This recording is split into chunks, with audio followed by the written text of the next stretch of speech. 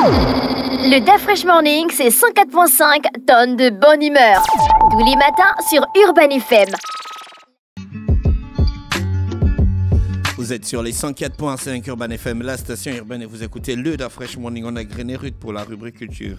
Oui, on a aujourd'hui la rubrique culture. Nous avons notre invité du jour en la personne de Maître Moulema. Et avec lui, on va parler de la réincarnation. Réincarnation parce qu'on se demande si beaucoup de personnes se réincarnent vraiment. On a l'impression que certains n'y croient pas. Donc, on a appelé un traditionnaliste, vu qu'il a déjà écrit sur le refus de se réincarner dans son livre Mimbara, dans la tradition mystico-spirituelle bouddhiste. Donc, avec lui, on va en savoir un peu plus sur la réincarnation.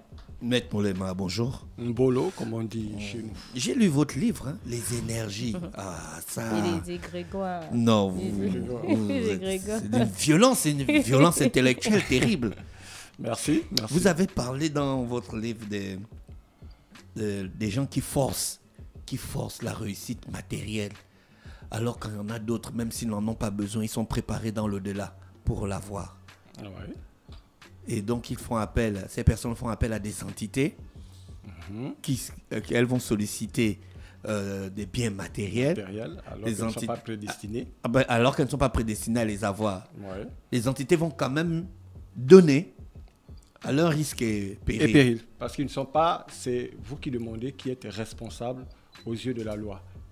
D'accord. Eux, ils sont des entités qui sont neutres. Hein, voilà, vous avez aussi parlé de la neutralité des entités. Voilà, déjà, Eyo, comme il faut le dire, ou Mukuku Kanza dans nos langues, ils sont neutres. Ils agissent dans la stricte neutralité de leur loi. Tu veux le bien, tu veux quelque chose. Lui, c'est comme une énergie, c'est l'eau. Hein, tu peux prendre l'eau pour t'abreuver, mais Ruth peut décider de prendre la même eau pour aller chauffer et te verser. C'est le même puits. C'est ça que vous appelez Dieu, tout simplement. Ce n'est pas un être qui est assis avec une barbe blanche que quand tu as bien fait, il te donne les bonbons et quand tu as mal fait, il te chicote. Non. Mais ce sont les actes que tu poses toi-même. Vous croyez en la réincarnation? Oui. Il y a ça dans nos traditions. Il faut d'abord qu'on arrive à expliquer même un peu ce que c'est ce processus de réincarnation. Parce que c'est un concept qui est parti d'Afrique. D'accord? Tous les platoniciens, les Grecs et tout, sont venus apprendre. Ils sont venus apprendre tout ça chez nous, Platon et le reste. Alors, il faut d'abord commencer par comprendre c'est quoi la composition de l'homme. L'homme est composé, c'est un ensemble de particules poussiéreuses, d'atomes lumineux. D'accord? Donc, nous sommes tous des lumières. À partir de ce moment, nous avons plusieurs corps qui forment le moule du corps physique, qui ont formé le moule de ce corps physique.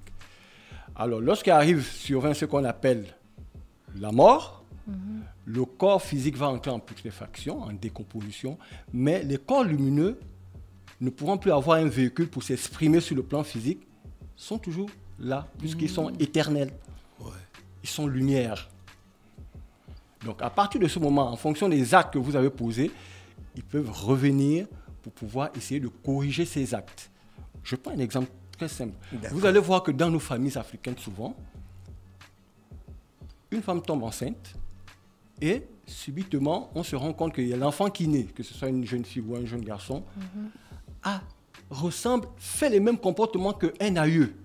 Parfois on dit, mais lui il ressemble même à grand-père tel ou à grand-mère tel. On appelle ça un ancêtre éponyme. Donc, il pose, parfois même s'il avait une tâche quelque part, vous revoyez la même tâche. Mais en fait, qu'est-ce qui se passe?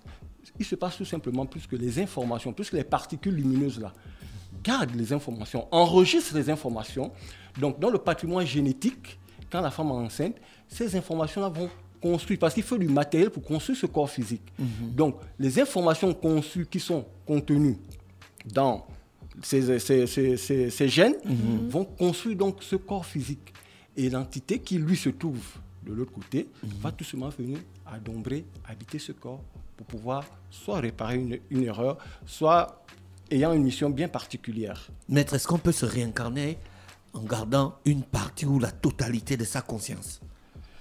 Tout le monde garde la totalité de sa conscience. Parce que je vous ai dit ces particules lumineuses, au fur et à mesure que vous êtes venu, parce que la première étincelle qui est partie de Eyo, de Mukoko Kanza, cette première étincelle qui a créé, qui est à l'origine de votre généalogie, par exemple. Oui. Parce que quand vous vous présentez, vous remontez, je suis tel fils de tel fils de tel fils de tel J'arrive fils, jusqu'à Eyo. Donc, cette première particule-là, qui est partie de là, en tant qu'esprit vierge, qui s'est matérialisée sur le plan physique et a fait votre généalogie, garde en lui donc toute la traçabilité de toutes les vies. Donc, à un moment, quand vous revenez sur le plan physique, vous êtes frappé par ce qu'on appelle le voile de l'oubli. Il faut maintenant, c'est en grandissant que vous avez parfois des flashs ou l'impression d'avoir fait certaines choses. Est-ce que je peux travailler pour récupérer ma pleine conscience? Oui. Quelqu'un comme moi, quand vous vous faites initier, on commence parce qu'on a des initiés qui viennent par exemple, ils vous racontent que « Ah, mais je comprends maintenant pourquoi je suis comme ça. On m'a montré que dans une vie, voici ce que j'ai fait. » Donc, là, tu commences à prendre conscience que si aujourd'hui je suis peut-être trop gentil, parce que j'en ai vu, c'est parce que dans une vie, j'étais déjà comme ça. Si aujourd'hui je subis ceci, c'est parce que dans une vie, quelque part, j'ai posé des actes. Parce que ces particules lumineuses, je vous ai dit, elles enregistrent l'information. Elles les gardent. Donc, vous avez toutes ces informations-là. Donc, au fur et à mesure que vous travaillez, vous pouvez même penser que vous êtes assis là par un simple jeu de hasard. Mais non. Si on va aller regarder, vous êtes capable de me dire que, ah oui, mais dans une vie, j'étais l'orateur de ma tribu. Donc, c'est moi qui parlais, je parlais bien et les gens m'écoutaient. Donc, quand vous revenez sans inconsciemment, vous êtes guidé par la même énergie vers un travail qui tend vers ce que vous devez faire. Et donc, est-ce qu'une âme qui a souffert peut refuser de se réincarner? Oui. C'est-à-dire, quand la femme est enceinte, d'accord, la personne dans une vie a posé trop d'actes, elle doit payer ça dans cette nouvelle vie. Quand la femme accouche, il regarde, il voit que non, là, je ne peux pas supporter. Non, là, je ne pourrais pas supporter. L'âme prend la décision de... Je n'aime pas trop le mot âme, parce que c'est Platon qui a introduit ça dans la littérature occidentale. Quand il est venu apprendre en Égypte, on ne lui a pas enseigné le mot âme. Disons, ces corps ontologiques prennent la décision de ne pas vouloir intégrer le corps physique. À partir de ce moment, on peut décréter que l'enfant, il est mort-né. Mais seulement, ça ne sert à rien parce que forcément, tu dois revenir. Parce que sur ces plans-là, les conditions ne sont pas réunies pour pouvoir faire des expériences. Parce que tu es dans un état énergétique. Il n'y a que sur le plan physique où tu peux venir faire des expériences. Là-bas, l'amour, la douleur, tout ça, il n'y a pas ça. Donc, si j'ai fait mal à René, il faut que je revienne sur le plan physique pour réparer mon erreur. Pour réparer l'erreur que je lui ai faite. Est-ce que je peux prévoir ma conscience pour ma prochaine réincarnation? Mettre des indices qui vont faire en sorte que je puisse me souvenir d'une vie antérieure? Non, ça va être très, très difficile. Ça va être très difficile. Ça, c'est de la science-fiction. Comment ça, c'est de la La fraîche, il pense que c'est Louis XIV. C'est de la science-fiction. Il croit la réincarnation à cause de Louis XIV. Si je vous ai dit qu'il y a déjà le voile de l'oubli, c'est qu'à un moment, entre les plans subtils et le plan physique, on essaye de vous faire oublier. Parce que, imagine que... Mais maître, pourquoi j'ai la ferme conviction? Imagine un instant que tu nais et que tu te rends compte que c'était toi, Hitler, avec tous les millions, les milliards de personnes qu'il a envoyées. Tu es sûr que tu vas vivre normalement? Non. Voilà. Il faut qu'on te mette d'abord ce voile de l'oubli. Ensuite, quand tu grandis peut-être par des initiations, par des travaux spirituels, tu puisses accepter ce que tu as fait pour pouvoir continuer. Parce que le but, c'est quoi? Pourquoi on fait que partir et revenir? On est parti d'une source. Et lorsque l'être humain a commencé à prendre conscience de sa propre existence, les 4 questions fondamentales se sont posées à lui. D'où est-ce que je viens? Mais qui suis-je? Ensuite, qu'est-ce que je fais là? Alors, quel est mon devenir post-mortem? Donc, quand il a commencé à résoudre ces questions, à répondre à ces questions, et le but de cette intercession est donc de retourner à cette source. Donc, il faut qu'il remplisse les conditions pour pouvoir retourner à la source qui lui a donné vie. Chez Eyo, chez Mukoko Kanza. Donc, on ne peut pas, tout d'un coup, c'est vrai que ça peut arriver, que tu te rappelles, surtout les enfants, c'est quand tu es encore jeune, souvent tu peux avoir des flashs, des vies antérieures, mais Oui, l'enfant, il est très sensible encore parce qu'il vient à peine de partir de là-bas. Vous allez voir souvent un enfant, un bébé, il est là, il a l'air de jouer. Tu lui poses la question, tu joues avec qui? Il te dit, non, je joue avec mes amis. Mais tu vois, il est seul. Mais parce qu'il est encore... Il n'y a pas longtemps qu'il est parti de l'autre côté, donc il a encore cette vision. Mais à petit, quand on commence à grandir, attiré par les choses physiques, matérielles, les besoins quotidiens, on commence à perdre petit à petit cette vue-là. Et maintenant, c'est avec un travail spirituel que tu peux maintenant encore requérir cette vision des plans subtils. Mais si l'âme d'une femme, par exemple, se réincarne dans le corps d'un homme, est-ce qu'il y aura des répercussions? Parce qu'après, tu vois, il y a des gens il y a des hommes qui se sentent femmes, non, des femmes qui se sentent hommes. C'est une très belle question. Elle est très belle. On appelle ça l'alternance des corps physiques. Il faut expliquer. L'être, celui que vous appelez Eyo ou Moukoukou Kanza, c'est un être androgyne. L'être part d'abord dans un état androgyne, avant qu'il y ait eu division des sexes. Donc, autant que nous sommes là, si elle est une femme, son double, c'est un homme. Si tu es un homme, ton double, c'est une femme. Ouais, c'est ce qui fait en sorte que tu es attiré vers un genre de femme ou elle est attirée vers un genre d'homme. Parce qu'il faut compléter les expériences. Alors, pour pouvoir retourner à cette source, il faut retrouver cet état d'androgynie. À partir de ce moment, il faut faire donc ce qu'on appelle une alternance des sexes.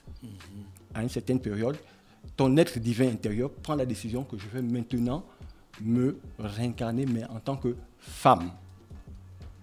Alors, quand tu te réincarnes en tant que femme, mais tous les comportements, tout ce que tu as eu en tant qu'homme vont d'abord te suivre dans le côté, le corps physique féminin dans lequel tu as pris maintenant. Bien, nos anciens, qu'est-ce qu'ils faisaient? Parce que c'est ça qui est le problème aujourd'hui, qu'on se retrouve avec des déviations. Nos anciens observaient, ils sont quelque part assis au corps de garde, ils voient le jeune homme, la jeune fille qui se comporte peut-être comme un garçon, ou bien le jeune garçon qui se comporte comme une fille, ils comprennent très rapidement que là, cette âme-là, ou cet être divin qu'il y a là, vient de muter. Alors, il va falloir qu'on fasse un travail pour qu'il ne dévie pas. Parce qu'il va garder les habitudes comme, si c'est chez un garçon, comme une femme. Il va garder ses habitudes. Ça s'explique. Voilà. Donc, à partir de ce moment, on va faire un travail spirituel sur lui.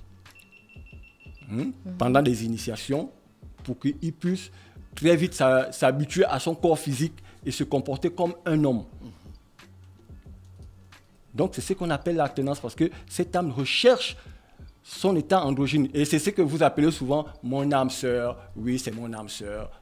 C'est ce qu'on recherche. Parce que quand tu retrouves cet état, tu peux retourner à la source. La réincarnation. Il y a des sociétés en Afrique qui y croient. Des sociétés traditionnelles qui y croient. Qui y croient à la réincarnation? Oui, bon. Hormis les sociétés, à part les sociétés initiatiques. Beaucoup de sociétés y croient à ça. Mais maintenant, c'est comment chacun explique ce concept. Vous allez trouver chez les chrétiens, parfois, ils n'y croient pas. Mais comme on sait qu'aujourd'hui, presque tout le monde, l'Afrique étant le berceau de l'humanité, presque tout le monde a puisé ces concepts chez nos ancêtres. Maintenant, chacun a compris ce qu'il a pu comprendre pour développer sa civilisation. Mais tu vas trouver ce concept presque partout, en Inde, aux États-Unis, chez les Incas. C'était un concept. Tout le monde avait compris qu'on part, on revient. Parce que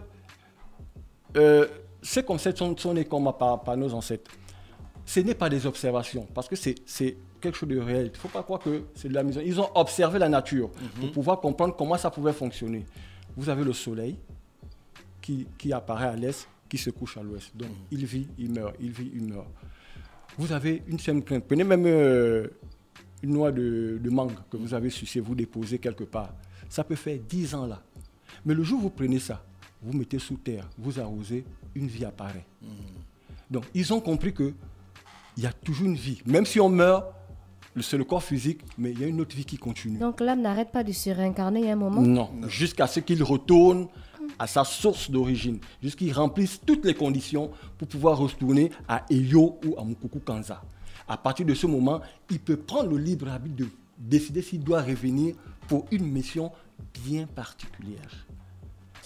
Merci, Maître Moulema, avec nous. On va revenir. Il faut que vous reveniez pour qu'on parle des entités. Parce que votre livre là est très intéressant.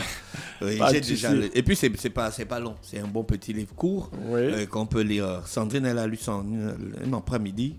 Elle a tout terminé. Ce matin, on parlait de la réincarnation. C'est ça, René Ruth? Oui, on parlait de la réincarnation avec Maître Moulema. Restez connectés sur les 104.5 Urban FM, la station Urban. On vous souhaite une bonne journée. Merci et je vous remercie à tout le monde. Le DAF Fresh Morning, c'est 104.5 tonnes de bonne humeur. Tous les matins sur Urban FM.